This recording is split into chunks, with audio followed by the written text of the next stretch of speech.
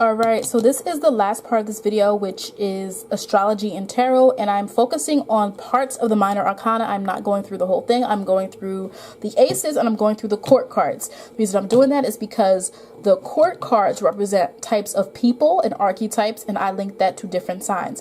I will also say, before I start, I'm going to start with the staffs. There might be people who do tarot differently. I'm going to explain to you why I link certain cards to certain zodiac signs. And again, each person might do it differently. I feel as though with tarot, there are certain rules, right? The moon card is always going to be intuition. You know, the lover's card is going to be mutual attraction or mutual understandings. There's always going to be things in tarot that should be the same, right? The magician usually means control or someone who can manipulate something, or, you know, there's always going to be, if you use tarot, you know the meanings of the cards. However, when you do readings, it is up to you to set your intention. Some people do reversals, some people don't. And so I say all that to say, if something is different than how you want to do it, find your own way of doing it. Just make sure it makes some type of sense. Okay. That's all. So I'm going to start with this Ace of Staffs. And so when you just see a pure ace, all right, staffs is like wands. So if you have a deck, it might call staffs wands, or it might call them rods. And it's the same thing. It's action oriented cards, and they are linked to the fire signs: Aries, Leo, and Sagittarius. And so this is just pure fire, initiation, taking the first step. Okay, so this card is just pure fire, that energy there.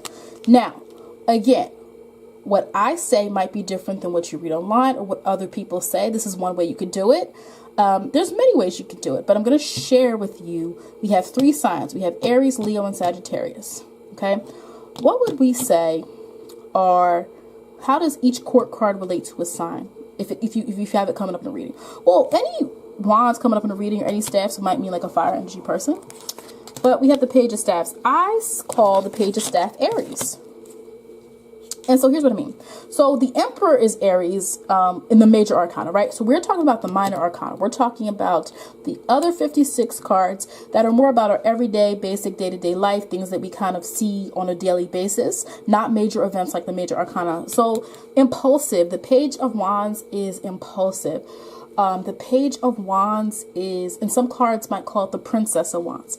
The Page of Wands is impulsive. The Page of Wands does not really have the same filter or the same apprehensions as other people, and that is very much like Aries energy. And remember, Aries is the first sign of the zodiac, and the Page is the first court card of those staffs. So that is why I say in a reading, it is okay to call the Page Aries, or say the Page might represent an Aries-like person. Okay. Also have the Knight of Staffs. All right. I liken the Knight of Staffs more to Leo. Okay, because he's goal oriented. He sees the prize. Leo always knows what they want in terms of what is going to make them feel accomplished, happy, make them feel appreciated, make them feel valued. Leo likes nice things, but Leo's, it's not always about just liking nice things. Leo likes things that are fun. That's why Leo is often linked to children, right? That side of children and liking things that are fun or things that are related to that. And so I think, you know, when I'm doing readings, sometimes I'll say the Knight of Staffs, Knight of Wands is a Leo energy. Remember, Leo is the middle child of fire, so why wouldn't he be a Knight of Staffs? And then when we have our last sign of fire, we have Sagittarius. And so I think you could do either or here. I say King of Staffs, King of Wands, because it's the last sign of the fire signs. And so what you'll notice is that, I'm sorry, someone is like talking really loudly outside. That Sagittarius is of the fire signs, is the wisest one. It's the oldest one. So they're no longer impulsive like Aries. They're no longer seeking just validation or seeking to shine and be exploring their creativity necessarily like a Leo, but it's more so they have wisdom and they're trying to figure out how they can dispense it among other people, or how they can spread it, or how they can, you know, take chances and, you know, create opportunities where there may be none. But I also say, you could say the Queen of Staffs as well. I also said the King because it's a masculine sign. All right, the Sagittarius is masculine sign. But also say the Queen of Staffs because she represents inspiration, and that is what Sagittarius is often linked to. It's linked to, you know, those types of things. All right, so it's linked to those types of opportunities where Jupiter is about luck. Jupiter is about being expansive. Jupiter is about taking chances and not being afraid. All right. So those are our aces. Let's go to our swords. Okay. Go to my swords. Swords are mental. They're about choices. They're about decisions. Okay. And so they are akin to air signs: Aquarius, Gemini, Libra. Okay. So when we see Ace of Swords, that's pure air. Okay. That is initiation. Of making a decision. That is kind of like the breakthrough. You know, sometimes you're thinking about something, all of a sudden you have an idea. Well, that's what the Ace of Swords represents. Okay. All right. And so when we see the Page of Swords, all right, right here, I said Gemini. I said Gemini because in astrology, Gemini is about 13, no, not 13. It's like a teenager. You know, maybe like 16. And so I don't mean literally. I mean that on the astrology wheel, those who have seen it, you know, Aries is like the baby, you know, Taurus becomes like the child, Gemini is like the teenager, and so on and so on, okay? And so the Page of Swords, Gemini is very curious. And so it's kind of got that very youthful energy where Gemini just wants to learn. And they want to learn from people, and they want to learn from books. And so they're very curious people, and conversation and communication, because they're ruled by Mercury, is such an important part of their lives, all right? And so that's why I say that the Page of Swords can represent Gemini in a reading, okay? All right, we also have the Knight of Swords, all right? And I say the Knight of Swords, I think you could do either or. I would say the Knight of Swords or Queen of Swords can represent Libra. Now remember, all swords, all air represents masculine energy. Again, we're not talking about people, we're not talking about presentation, we're talking about the energy and the way that something is conveyed. It's masculine and feminine, all right? And so the Knight of Swords and the Queen of Swords, here's why I say either can be Libra. The Knight of Swords is clever. He has a plan. He's thinking about what to do next. And the Queen of Swords is very logical. She doesn't rest on emotion. She is very objective, and she listens to everything first. And the Knight is more so about clever and planning and viewing things. And when you think of Libra energy, remember that one trait that some people say is that Libra is indecisive, because they're so stuck in their mind. And remember, they're represented by the balances, right? And so Libra doesn't want to tip too far in either direction, and sometimes that can lead to indecision. And so I say either card in a reading can represent Libra if you want to do it that way. Some people don't do court cards as meaning anything with astrology signs, and it's really up to you. Because I don't do it all the time. Like, I don't always say, oh, it's a Knight of Swords show up, so that means that we're talking about Libra. Like, I don't always do that. It depends on the reading itself. All right, King of Swords. All right, the King of Swords to me in a reading, if you want to do it this way. Again, this is particularly for a reading if you're trying to figure out what energy is in the reading, what person might show up, what person might be influential or something like that. The King of Swords, I said, would be Aquarius. And the reason I say that is because Aquarius is the last. Again, I do a lot of things through symbolism. And so Aquarius is the last sign of the air signs. And so it's older. And so, but Aquarius also has that Saturn energy because it's ruled by Saturn and Uranus. And so the King of Swords is now trying to figure out, what do I do with this information? How do I dispense this information? Aquarius is linked to humanity, and Aquarius is linked to bettering humanity. But they do it through ideas and sharing ideas, okay? And so it's not like Sagittarius might do it through action. Aquarius is going to spread ideas and launch things that are going to reach masses, because Aquarius is also linked to technology and communication. So while we have here, right here, we have Gemini sharing the information with people, talking. It's more small. Libra, again, Libra can even be linked to lawyers, deliberating, negotiation, things like that. And then we have the King of Swords. And the King of Swords is now saying, okay, I have all this information. Now I'm able to make decisions with that information. I'm able to now move forward. I'm not just deliberating. I'm not just thinking about it. I can now move forward. All right, so we're going to do our coins next. So coins. All right, y'all, so let me just share. So some decks will call this Pentacles. Some decks will call this, there's just different ways you can, coins, all right? And there might be other decks that call it something, discs. Some decks might call Pentacles discs. I typically like to call them Pentacles. This deck in particular calls them coins. I usually go with what I was taught in my first deck, which is Wands, action, Swords, mental, Pentacles, physical or rewards or money, and cups, emotions. All right, so let's just go with these Ace of Pentacles or Ace of Coins. So this is the element earth. This is, look at here, there's a coin in her hand, and so it's about reward. What can we gain? Are we thinking about what we can physically manifest and physically get out of the decisions that we make? All right, so then we have the Page of Coins. I said the Page of Coins or the Page of Pentacles is Taurus. It is the first sign of the earth signs. And I say that, and I feel as though, again, remember we said Aries, if Aries is the baby, well, toddler or, you know, kid is next. And that's Taurus. And it's the first page of the coins. I mean, the first court card of the coins, the page. And so this card translates to practicality. And what sign is more practical than a Taurus? Taurus does not like to complicate things. They have a very steady foundation. They believe in what they believe in. Remember, there is value attached to Taurus. Taurus is concerned with values. Taurus is concerned with staying to what they believe to be true. They are a fixed sign. They also believe in seeing the money, not just literally, but I mean, what's the results? And so the Page of Coins is very practical. They're not involving, you know, emotions. It's not involving being impulsive. It's not involving, you know, any of these things that can sometimes get in the way of just doing what makes sense. And so that's why I say the Page of Coins could represent Taurus. All right. Now, when we have our Virgo, okay.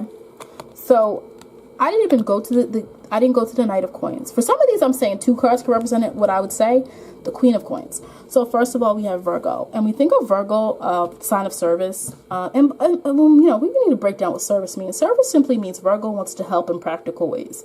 Virgo believes that they have answers to help, the Mercury based. And so that's why they're always analyzing things and figuring things out. And they're really good with problem solving things in a certain way. So Virgo doesn't have to be emotional to help you. I think a lot of people get caught off guard. Virgo's not going to be openly emotional, maybe if they have some water placements. But they can help you out in a very practical way that makes sense, and one that can, you know, that could be beneficial. And so I said the Queen of Coins or Queen of Pentacles can represent her because, you know, Virgo is usually, it's attached to the ages of 35 to 42. So remember, each sign is linked to an age. Doesn't have anything to do with you right now and your age, but the Queen of Coins, just a mature person. This is a person who's very resourceful. So remember, by the time people are 35 to 42, many people have accumulated some resources, or they have figured some things out in their life that in their 20s and early 30s, maybe they weren't sure of. And so I think the Queen of Coins is a very good representation of Virgo. And then I said for Capricorn, of course, the King of Coins, the King of Pentacles, because Capricorn is very ambitious. And, people sometimes can't relate to Capricorn energy because it's not demanding in a present sense like an Aries might be. It's not like I'm going to shine like a Leo. And it's not even really, dominating like a Scorpio energy could be. But it's very much focused. And Capricorn is cardinal Earth. And so that's when I say that cardinal Earth, it's a big picture. It's not just about gaining money, but it's also about the goal. It's about achievement and reputation. And the King of Coins wants to do that. And you look at him, like, he looks pretty satisfied. Look at him. So it's like he's just done all this worked so hard, and now he can finally enjoy the fruits of his labor. All right. And that's why I said I think that, because look here, look at this Virgo. That's why I said Queen of Coins. She's a Virgo, because look at her. She's not even sitting down. She's just working. Virgo energy. Oh my gosh. Oh, that nervous Mercury energy, always moving. Virgo, sit down sometimes. But look at her. She's holding this coin because she's like, I'm working for the coin. So I'm not going to sit down yet. Right. I'm not going to sit down yet. Right. So she's not going to do that. Taurus is like, all right, let me sit here and look at this. Yeah, I'll do it. I'll do it eventually because I know I'm going to get it done because I'm the foundation. That's Taurus. The Virgo won't sit down, hard worker, trying to help everybody, trying to do everything, but she getting the coin. Look, she got the coin.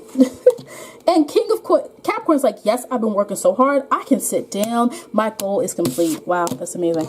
All right, let's go on. We're done almost. All right, Ace of Cups. This is Ace of Cups. So this element is emotions. Look at her. The cup run over. We also have, this Ankh right here. All right. And so the cup runs over. Emotion, pure love, pure emotion, raw, pure emotion. Cups or hearts, some decks will call these hearts. All right, so what would I say each sign is, or if I was doing a reading and I really wanted to know the influence of a sign, what might I say? You know, right here, we have Page of Cups and we have the Knight of Cups. Just because of this simplicity, what makes sense, I said the Page of Cups would be more Cancer because it is the first water sign. The first water sign is Cancer. And so the Page of Cups is, you know, very open. And I think that Cancer can be very private, but I feel like they're good at making connections. And the Page of Cups translates to friendship. And so Cancer is good at making authentic, I keep saying this, authentic connections to people. They remember details about people. They know what people like.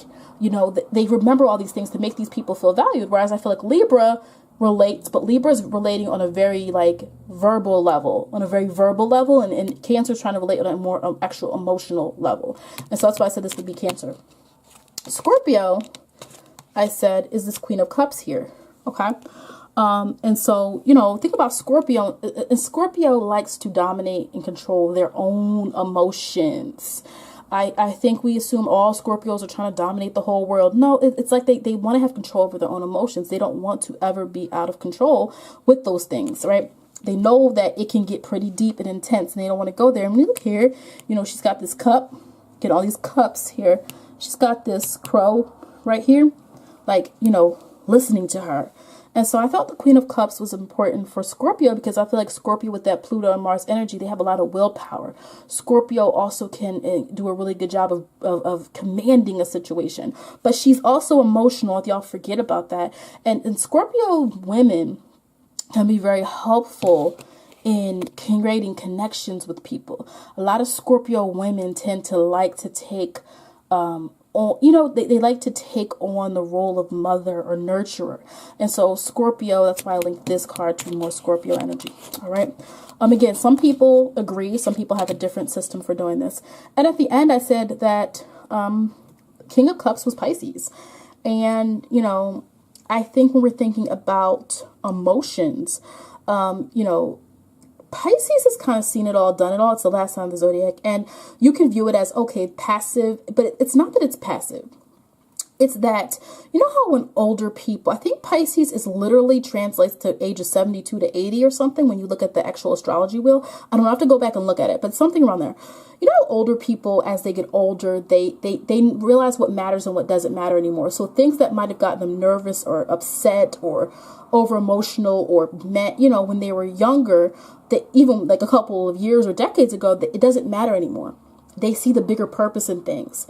They might have changed for the better. They might have more compassion because they've seen more things in their life. And that's what the King of Cups is. You know, if you look here, he's in a sea of emotions. He's in a sea here. He's compassionate. He cares. He's not on land somewhere saying, oh, well, forget you all. He's here. You know, he's here and he's here to listen. Pisces can be very good listeners. So he's here to listen to you and here to help and actually in the sea and actually in the wave of emotions with you, not distant off, you know, somewhere off the coast.